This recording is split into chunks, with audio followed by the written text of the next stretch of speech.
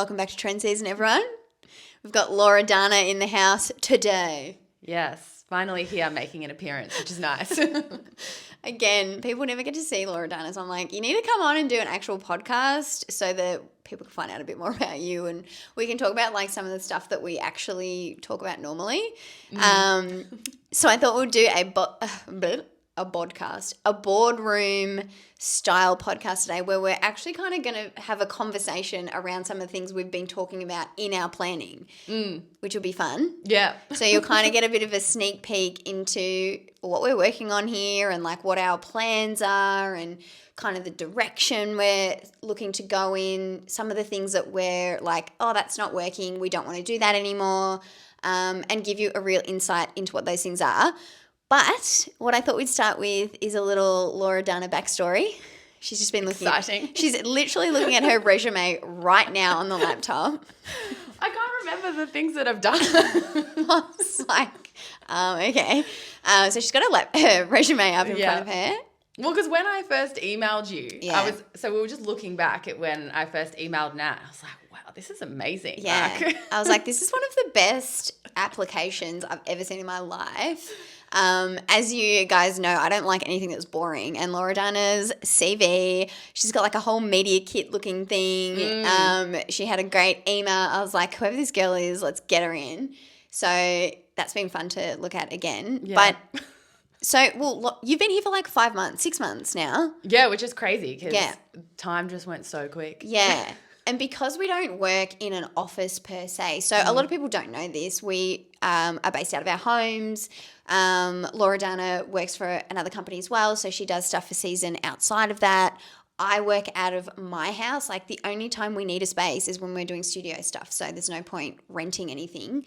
And then, we just come together on Zoom or Loredana will come here and we'll do some stuff when she's free. So, people think we're in like a big office and I'm like, nope, we make the magic. Just two-woman show. From our homes and other people's locations. So, Yeah. all right, let's take us back. I want people to understand what your experience is and your skill set is. Can you just like walk us through just some of the stuff that you've done work-wise, or like did you go to uni? Like where'd you start from? Oh, yeah, okay. So back there. Yeah. Which seems like a long time Oh, my ago. God. We're the same age, so. Yeah. So I did go to uni. I actually did a media degree. Yeah. At uni. So What did you think you were going to be? Like what was your grand plan?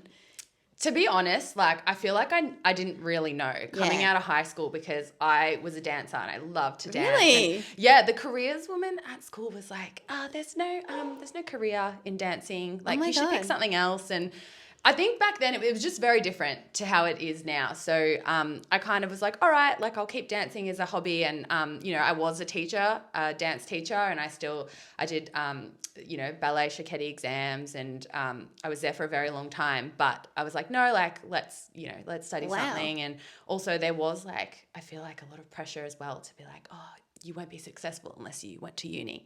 So yeah. I mean, we yeah. definitely were still part of that generation, I guess. Yeah. Where it was like uni was just the next step to success. Yeah, There was exactly no, right. like that intense entrepreneurial thing wasn't a thing. The creative industry without the background wasn't a thing yet. Yeah. Even like photography and stuff, like no one No. did that. Yeah. Yeah. And Yeah. if you did, it was like, oh, you're weird. Yeah, You know? like, or you're kind of like, not lazy, but like you don't have any direction or whatever, so you're going into Yeah. a creative industry, whereas now they're just like, that's where there's so much money. Yeah, So, exactly right. Interesting. Well, so having said that, like I obviously did have a drive to go to uni and I did want to study. So I did a media degree and I thought initially that I wanted to get into journalism. Yep. So I did all those subjects, like I did digital media, I did journalism, and then I kind of thought like, shit, this is not for me. Like what didn't you like about it though? Oh, I think it was just the ethics behind it. Yeah. Because it was very cutthroat. It was very like, you just didn't care about people. Yeah. That's the kind of vibe I got. And like, I'm not like throwing shade to anyone who's a Yeah. journalist, like respect for what you do, but it just wasn't me to my core. Yeah. So anyway, You've got to be able to like take the humanity with the lack of humanity, I think, to be able to do that, like job properly. yeah, exactly right. Properly being, who knows? Yeah. Okay. Yeah. So New game plan. What new did you game plan. You know, I went traveling, just kind of did my own thing, and then I fell into fashion, and I've always loved fashion. You know, we had like a family like bridal business back in the day, and it was always like trying on dresses, and you know, I loved it. I loved putting together outfits, like curating outfits. So I did a bit of styling, and then I basically went into brand management at a fashion agency, and I was there for like 6 years. So it was really great. What kind of things did you do there? What were they doing? Like, what was it based around? What kind of work did you do? So we worked with a lot of Australian designers, and so it was probably more so wholesale. So we were like the middleman between like the designer and the retailer. So a lot of that was like sales. We'd like fly interstate and you know meet different stores and different designers. But then like you know you do help on the other side of things. Like you help the designers, you work closely with them. Because you have the knowledge to know what is working in the market and what isn't. Yeah. So, you know, we'd forecast trends, or we'd be like, this colorway worked really well. Like we should do more of that. Okay. Or this size range. Like it was a lot of that. And I think I've really enjoyed that side of things. And as well as that, I guess I really built some strong relationships with designers and ended up working with them on some content. This was like early days.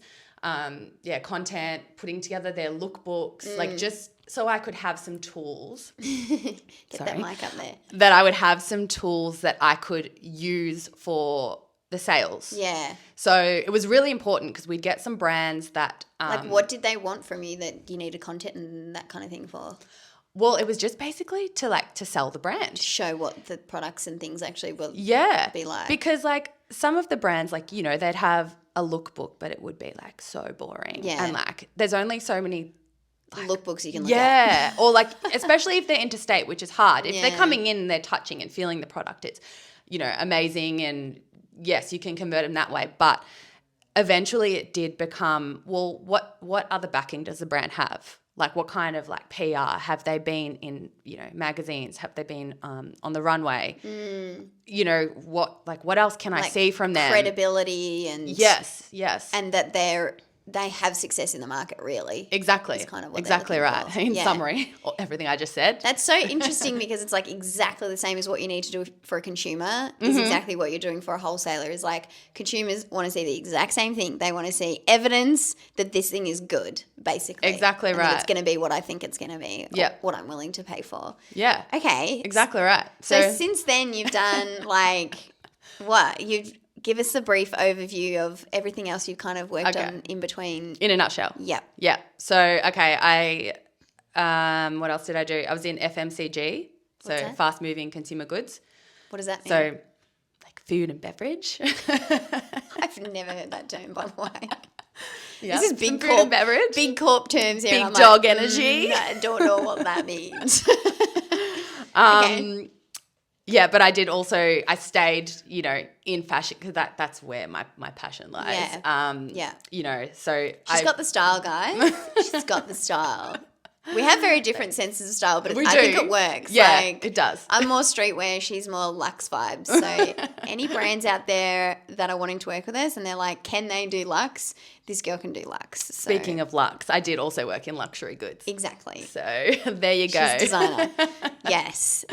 Yeah, so I guess within that, it's where I got into the marketing space. So I also, did do a postgrad in marketing. Oh, okay. And I did online courses in social media and things like that. So I've always wanted to keep evolving and keep learning just because there's so much value in that. Yeah, and it just changes so much too. I love having her here as someone who can provide another set of expertise and eyes for the business and stuff that we're working on. So I thought I'd give you guys the backstory. You never get to hear anything from Loredana. She just works away in the middle of the night, basically. Yeah, not wrong. And, you know, the other thing is I would say that you're much better at certain things that I'm, like she's a lot more structured in her work than I am, so she gets shit done really quick. So I'm like, great, that's awesome. It's funny you say that because sometimes I think I'm really slow. You're not, though. It takes me because I'm such a perfectionist over things that you don't need to be perfecting. Whereas you can get a large volume of work done and then you'll refine it, but you'll get it done first. Whereas I'll get caught up on the detail at the time, or I'll just get distracted and do something completely different. All right, true. I'll take that. Yeah, I'll take it. So that's been really, really good. We tend to work together on strategy, and then if it's something that Loredana's taking care of, she'll just go and do. So amazing, loving that.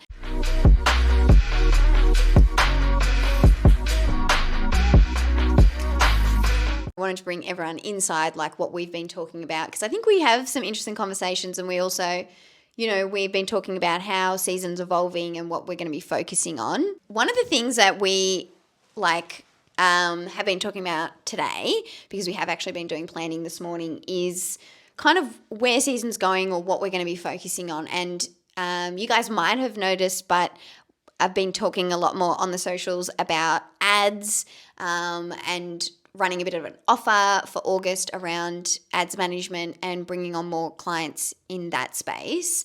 And I wanted to talk about why, and we've sort of been bouncing a little bit on this in the background to kind of figure out what's the best way to go about it and why we need to focus on certain things with clients. So yeah, I've kind of come to this point where we've been doing a lot of content and things like that with brands, which has been really great, but there's a little bit of an issue that arises with only doing content, which we were talking about this morning. Yeah. What was the point you mentioned that I was like, we need to bring that up? Well, we were talking about why don't I want to buy content. Yeah. So Loredana she was like, we'll come back to exactly why we are moving more into the ad space, as a bit of a primary service. But one of the things Loredana was saying, what were you saying? You're like, when I look at content, I'm like, I love it.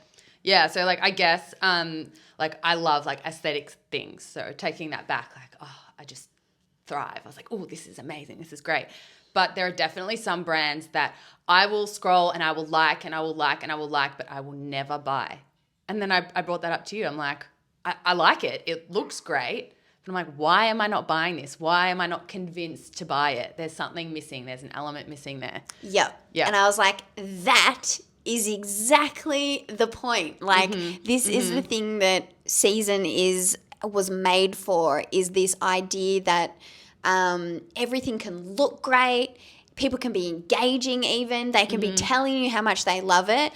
But what is it? What is it that makes someone want to buy something? And they're just two completely different things. And it's something that I think a lot of brands are missing, and a lot of brands are realizing that they're missing at the moment. Yeah. So we were kind of unpacking that, sort of going, okay, well, what is missing? And this kind of comes back to something that I've spoken about a little bit recently, and it's the idea that content is not just content. It's not just there to look good. It's not just it's not even just there to entertain, even though I talk about entertaining people all the time. It's serving a purpose, and that purpose is to get people inside your sales funnel and send them all the way to the bottom where they buy something. And I guess the strategy and what we really work on is, how do we get someone from the top to the bottom of that funnel? That is how you sell stuff. And it comes down to having a strategy, first of all, which is research based. Results are in the research every single time. If you don't do any research, I don't care how cute your content's going to be, it's not going to work. And we can't even, if we're not able to do the strategy, we won't be able to deliver the best ever result. We can take a pretty good guess.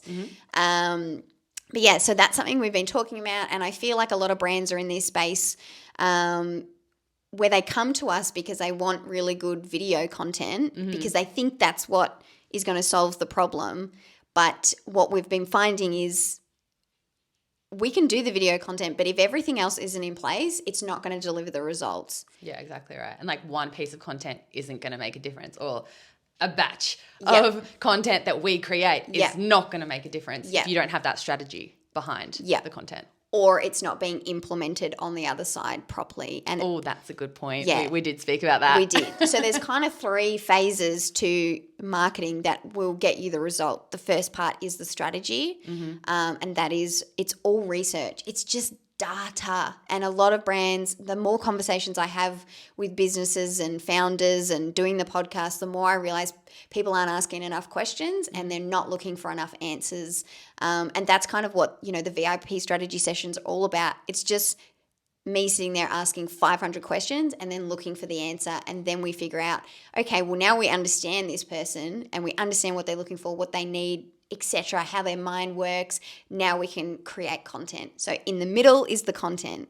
And that obviously we get it. Like, that's what I've been doing for a long time. I understand how to make content that is engaging and sells and all of those things.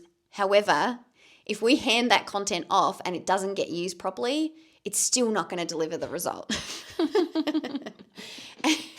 And it's really hard to explain that in advance or give like a really solidified response as to how to use it, because there's so many factors, and it also depends on everything else you're doing, which comes back to strategy at the end of the day. So I've kind of been sitting here going, we need to be able to deliver more like, I don't know what the word is, like, we need to be able to guarantee results a little bit more, and that means that we have to be involved a little bit more in the implementation side, which we haven't been up until now. And that's kind of where ads and things sort of come into the mix, I guess. Yeah. Yeah. Well, it's like you don't want to just like onboard like a client just to do like a one-off piece, because really, like, how well is that going to work? Right.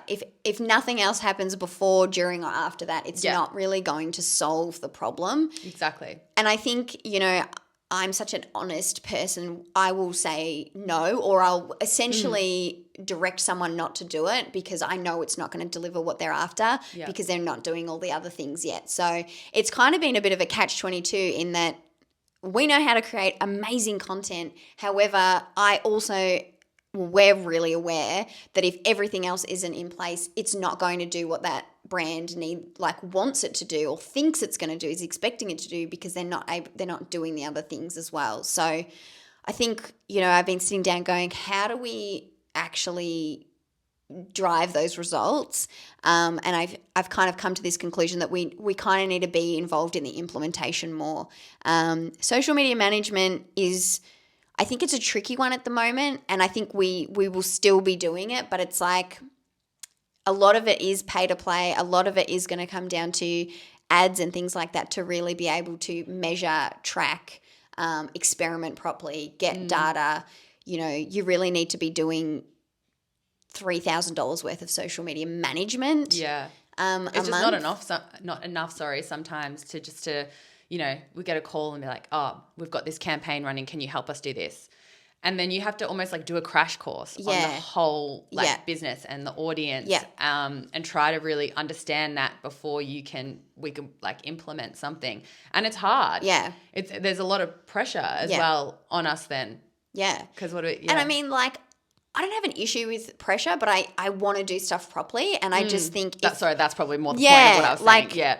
Yeah, well, it's an expectation and it's just not quite realistic. So it's important to me that we are involved in the part that will drive the actual end result. So we talked about the funnel. There's also the 3 stages of like, creating and implementing a marketing strategy. So for me, the ads part is really part of that. Like, it's just, we already do the content, but we also need to be involved in the implementation. And I think a lot of brands they can't deal with the risk factor of social media management because, they don't understand the intangibles of it, I guess, to a degree. So they're like, I don't understand how this is driving results. And it's like, how do you explain that conversation you had in the DMs has ultimately made you 3 sales because you sold to them, then they sold to their friend, then they sold to their friend? Like, it can be really hard to just sell that reality. So I think ads is a really good space for us to begin, where we can do a bit of strategy, we can create the content so that can be added on to an ads management. So we make sure that the content that goes out with those ads is on point, it's delivering, it's exactly what it needs to be, because that's what we specialize in. And then we can get the results, we can analyze them, and we can do more things based on that. My only thing, I just want to deliver the best results. I won't do it. Like, I literally will turn someone away if I'm like, I can't give you the best because A, you don't have the budget, or B, you're not ready, or whatever. I will say, no, I'm not going to take your money. Yeah. So I just am constantly trying to figure out what the best way to work with brands is within their budget to get them what they need in order for us to then do more together so we can deliver more. I'm excited for ads. Yeah, me too, because again, it is measurable. So Yeah. while I personally love organic socials and I feel like that's where true brand building is, for smaller budgets, like who are still organically growing, I think ads is a good place to start with us so that we can, it's almost like getting trust really. You're like, Yeah, 100%. growing trust with us, you're getting revenue in, and then we can do more things together. Then we can do some crazy shit. Yeah.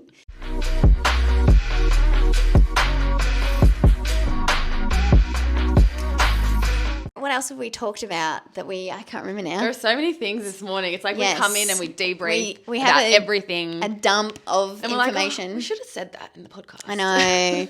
The difference between aesthetic and entertaining content and conversion content is a big thing. It's so hard to explain to a brand, especially if the person behind the brand is a creative and not a marketer. Yeah. That's sort of, that's probably something we've been talking about today is a lot of the small businesses that we work with, that person is passionate about the product. Yeah. They're a creative or they wanted to create this product, but they're not a marketer. And also we understand though, like it's their baby and it's their brand is absolutely an extension of them. Yeah. So we understand that it is hard to let go a little, and give us some kind of creative control. Yeah. We get it. And one of the things we're talking about is we've noticed a few brands that are in our networks or in our, circle who are getting to the point where they're realizing their passion for the product and their creative element is not enough to sell. So I've noticed this with a few people, and we've certainly had people reaching out and stuff like that. And I can tell that they're getting to the point where they're realizing that as much as they love this product and this product is amazing and they have a really good eye for aesthetics, it's not enough to sell and there's something missing and they don't know what it is. Yeah. And that's kind of... And it's season social. And it's season social. The end. Mic drop. Oh my God. That's Cut going to be that the promo. And it is season social. No. I can't remember what I was saying. And I guess that piece that they're missing is that strategy and that thing, the funnel and the things that we're kind of good at. So this is where the ads and being able to work backwards from that into content and then into strategy, I think will be really, really helpful. Yeah. I'm also aware that a lot of brands are not able to do their own ads. They just don't have the skills. And honestly, it takes freaking hours and hours and hours and hours and hours and hours of painstaking time to learn. So that is one thing that I'd be like, don't learn that. Yeah. Just let someone else do it, for sure. That's why we had crash course. We did a little refresher. Sorry. We did a little refresher. Loredana's done ads before, but as always, the freaking platform changes every 5 seconds. So we've been going through all of that. Yeah. And I think our way of doing things will always be the same. Like we work together on strategy and we bounce off each other. We figure out, because we have different backgrounds and different experience, we come at a business from a different angle, and that's really good. Then we come up with something really good together. And then at that point, Loredana just takes it and runs with it. So hence why you don't see me. you don't see her because she's stuck on her laptop while I'm like on the camera. This is why now I need prescription glasses. Oh my God, I know. I wear blue light glasses though, and they really work. Yeah, need to invest in some of those. Do yours not have blue light in them? No, when I initially got them, I didn't put them in, but I'll get a new pair and I'll put them in. It makes so Jared has been my boyfriend. He's been studying. He's studying at night, so we're busy in this house. We're flat out all week, and he hasn't been wearing blue lights, and he's using 2 screens, and the guy has them on. Wow. The brightness of the fucking sun. I swear to God. I'm like, I walk into this room and I'm like, whoa. Yeah. My eyes are burning. Yeah. So he started wearing my glasses when I'm not wearing them. And he's like, wow, these are making a lot difference, of, a huge amount of difference. Mm-hmm. What else has been going on? What else are we talking about recently? Yeah. Well, we've been working on the haul. Yes, the haul. I'm Yes. so excited for the haul. Yes. So we haven't really spoken about that fully on the podcast at all. I've only just started releasing information. So maybe we'll just describe it. Like, Yeah. I was so like tempted to comment when you're like, guess what's coming? no. I know what's coming. Oh no, because I was involved. So the haul is season's second creator event. It's actually an idea that's been brewing in the back of my head for like 3 years. I'm not kidding you. Before I got back to Melbourne, over 2 years ago, over 2.5 years ago at this point, I was like, I want to do this event where online brands have like a setup and people can actually try stuff on. Because the one thing about online brands is you can't try them on. So it's like, that's the biggest barrier to people buying is nobody can try it on. Yep. And the other thing that every brand needs is a shit ton of content, and we want user-generated content. So this idea has kind of come back to the forefront of my mind. And it was kind of proven, I guess, by the hotel soiree that we did at Fashion Week, where we teamed up with Lady Powers, and we had a few other brands as well. But Lady Powers had all the bags and everything there, and we had the photo wall. And I have never seen people go more nuts for a photo wall. And it wasn't because of the wall. It was because they had props to use. So they were putting on all the Lady Powers sunnies. They had the bags. There was like an interactive element that they could. Like, it just made it make sense. Yeah. I don't know. Yeah. I don't know. But it was like there was a literal lineup for the photo backdrop. And I've never seen that at any kind of like PR event in my life. So I was like, we're onto something. Yeah. We are onto something here. So the haul is basically Australia's biggest try-on haul.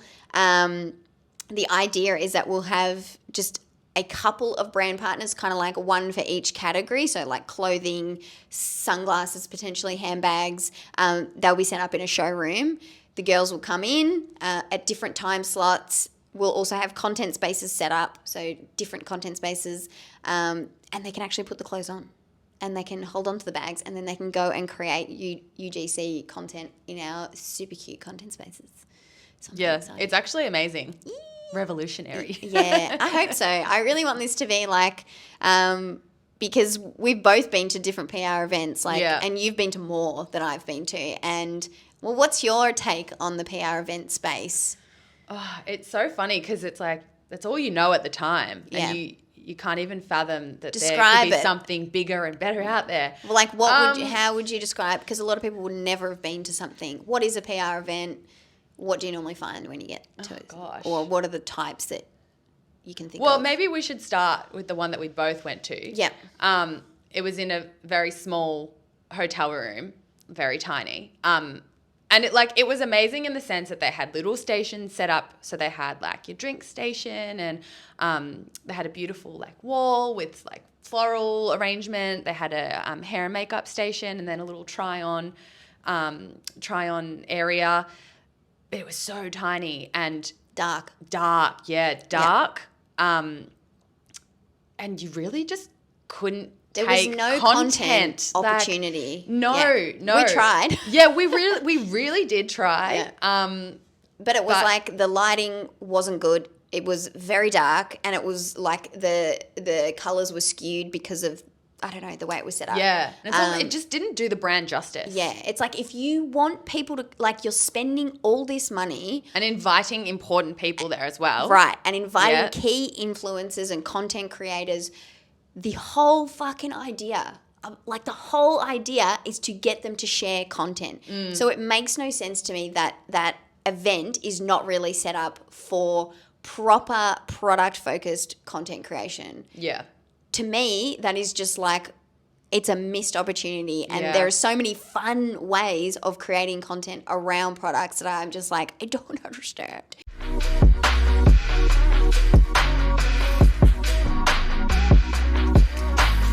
What do we want? What do we want here? Right. And I guarantee you everyone would say, content opportunity. We want to invite our influencers to take photos and share on their socials. And that's where I guess the haul comes in. Yep. And we're going to nail it. We are. Because we have an amazing space. Yes. We've got beautiful lighting coming in. that all the loft is- sections are going to be like, you know, curated for each brand. And it's just designed for content. It is a literal content studio. It's like this giant New York style warehouse with the biggest windows you've ever seen in your life. And people are going to want to come. Right. Which is almost like a point of difference too, because sometimes, you know, you'll get an invite, a PR invite, and you're like, oh, okay. I've seen 1,000 of these. Cool. Yeah. Because here's what makes it different. Right. Here's my take. I'm one of those people, I hate small talk, first of all. I will not go to an event that is just like standing around mingling. And I know for a fact so many other creators hate going to them too. And it doesn't matter how big they are. Yeah. So many of them dread these events because there's nothing for you to do. There's actually nothing to do there. The whole premise is you turn up and you just what? Socialize? Like, ew. I've actually heard firsthand, and I won't say who it is, but a very well-known female businesswoman. Yeah. Hates going to events. Absolutely. I've heard multiple. Hates it. Yep. She's like, it's pointless. I dread it. I don't want to go. What you have to be next level psycho extrovert to enjoy walking into a space by yourself with nothing to do when you get there in case you don't know anyone. Like the idea of that makes me want to vomit. So I do not want to set up an event that is like that. So even with the Fashion Week event, like little things. I was like, instead of putting all the goodie bag stuff in the goodie bag so that the only thing someone has to do is like pick the fucking thing up and they also never see what's inside it because they get home so exhausted and throw it on the bed and that's it. Yeah. We took all the products out of the goodie bags and set them up as displays so that if there was no one for that person to talk to, I would greet everyone as they came in the door and be like, you know, great, thanks for coming.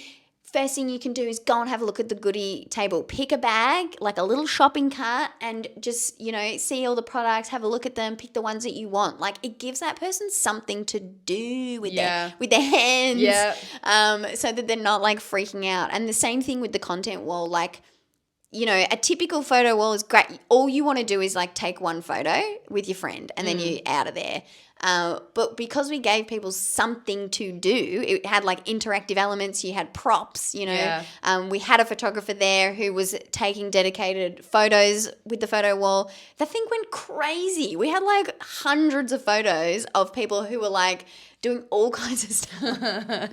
Well, the other thing to mention there, right, is that it encourages people to make connections with each other. Yes. So it's almost like a PR event for them. For them. It's like a networking. Yeah. For sure. And that was the other thing was like we had so much feedback from that first event saying this was the first like actually social event, like PR event that I've been to. Normally people turn up, they mingle within the crowd that they know, they stay for like 30 minutes to an hour, they do their obligations and they get the fuck out. Yeah. That is exactly how they work. And I went to another one during Fashion Week, big company that run these events, and honestly that was the vibe that I got, and I was like, we can do this heaps better. Yeah. Because I'm the exact like person who would hate to go to one of those events. So what would I go to? I would just want to go to something where there's like, I know there's going to be stuff to do. So even if I'm not with anyone, or it kind of like gives me opportunities to speak to people in a way that's low key, like we're trying stuff on together, or we're, you know, having fun. Yeah. You're making new friends. It's less like confrontational almost as a social event. So the feedback already, like a few creators, you know, within the network who we speak to, they already know and they're like, I can't wait. So I love that. So at this point we're working hard to get the brands on board, which I'm really hoping we get like just a few really good brands that have a really good diverse collection.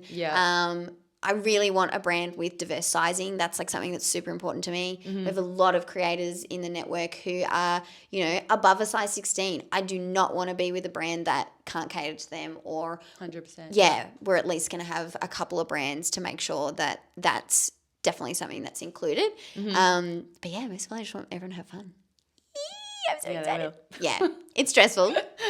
I don't know why I keep putting myself through this. Honestly, don't know why I keep putting myself through these things, but when they come together and you actually get the feedback, it is hard to sell brands and stuff the first time you're doing something, but when they see how well this is going to work, like we've already proven it, and we've already proven through our own style TikTok how well try-on content works. So it's like, it's a no-brainer. Yeah. It's just a no. What are you up to now? Like 6 million views? Yeah, 6 million views. Woo!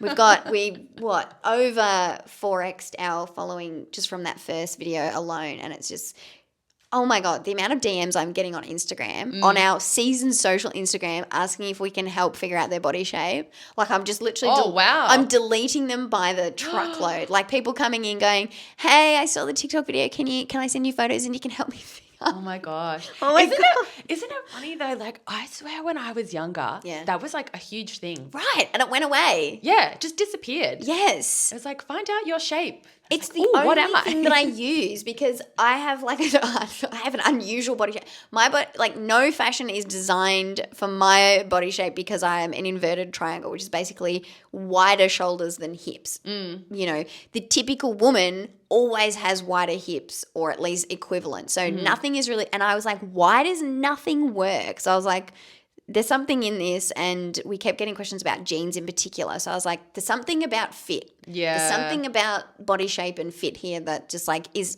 underserved. Like trends, blah, blah, blah. There's endless streams of content on what's trending and all that. But trends are irrelevant if it looks shit on your body shape. Yeah. But do you know one of the other things I was thinking about, and I'm not sure if you did mention this already, but looking at your body side on, because something that I struggle with is because I've got a bit of a booty. Yeah. Again, jeans that fit my bum. So like maybe if you look at me straight on, you'd be like, oh, okay, yeah, she's kind of like, she's an hourglass, whatever. But then you look at me from the side and you're like, what is that shape? Yeah. How do you dress for that shape? Because I can't wear mini skirts because then I go like this. Like like half your my butt cheeks are hanging is out. I'm like, well, I can't wear a mini skirt. This is honestly why I wear pants all the time. Interesting. And Alex is the same. Like and it was so funny doing the try-ons because there's a skirt one and we haven't done it yet. And oh my God, like everything, and Claudia and I did dresses and everything was so much shorter on them because they're hourglasses. Yeah. And everything was so long and daggy on me because I don't have a butt. And it was so funny. We were just like, whoa, like Alex's butt was hanging out the bottom of this skirt and I was like, this is like a full skirt for me. And it's just, but this so still funny. Comes down to body shape. Yeah. Because you're an hourglass. Yeah. An hourglass comes with a butt. That is exactly the fucking point. Oh, yeah. So that's a fun one, and that is obviously gone insane. And we've had quite a few brands reach out to partner with us on that. And I think it's a really, like, if you're a brand and you're looking for maximum selling value, because if people can see that it works on them, they will buy it. Yeah. They'll be like, that's the one. Yeah. Tell me the name. And I 100%, like, I would buy something based on a video like Especially if you're struggling to find it. Like, Yep. if you've been struggling to find jeans and you see this video and the exact same body shape as you tries it on, you're like, that's it. And can I just circle back here to what we were saying about really curated, beautiful content? Because there are so many brands I follow that I love, dresses and, you know, anything they're kind of putting out there. It's like, oh, I just want that for me. But they're not selling me because I don't know how that's looking on my body shape. Right? Like, especially because I've got boobs as well. I'm like, that's just probably not going to suit me. Yeah. But if they had someone who had a bust wearing that same dress or a booty, whatever, then I'd be like, oh, okay. Yep. All right, I can see how that's going to look. And this is definitely a conversation that's come up a lot. Again, like when we're, you know, brands come to us and they want to do video and they want to fit in. They want to fit in with what everyone else is doing. They want the size 8 model. They want, you know, the person who looks exactly like everyone else. And I'm going, yeah, if you want to sell product, if you want to sell a product, you have to overcome the barriers that your audience have. Yeah. If you imagine that, you know, 80% of people are pretty much over a size 12, why would you only have a size 8 who doesn't have a single lump, bump or curve? Yep. And I know that I'm that person. Oh, that's the dog. That scared the crap out of me. Dusty. She thinks I'm yelling. If you only have like this one very niche body type on there, you're going to sell less product.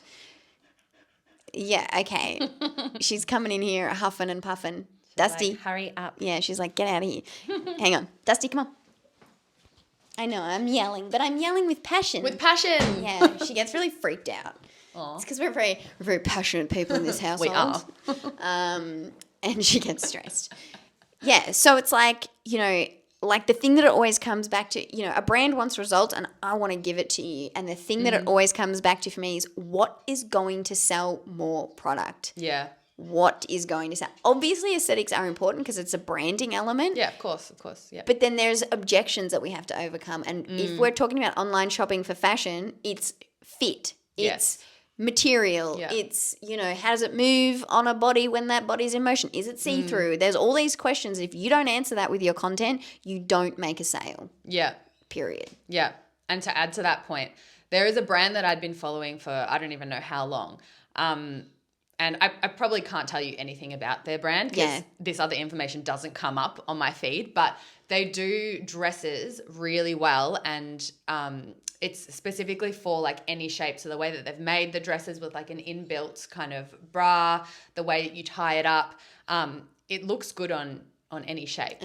Yeah. And Interesting. Again, can't remember the name. Yeah. So this is maybe where they're failing a little bit. Yeah. But it kind of goes back like to the funnel again, what you were saying. Like now I'm seeing the right content, but You're inching what's closer. Next? Yeah. What's next? I've saved a couple of things. Am I waiting for an EDM? Am I waiting to see an ad? Yep. Are they going to do a sale?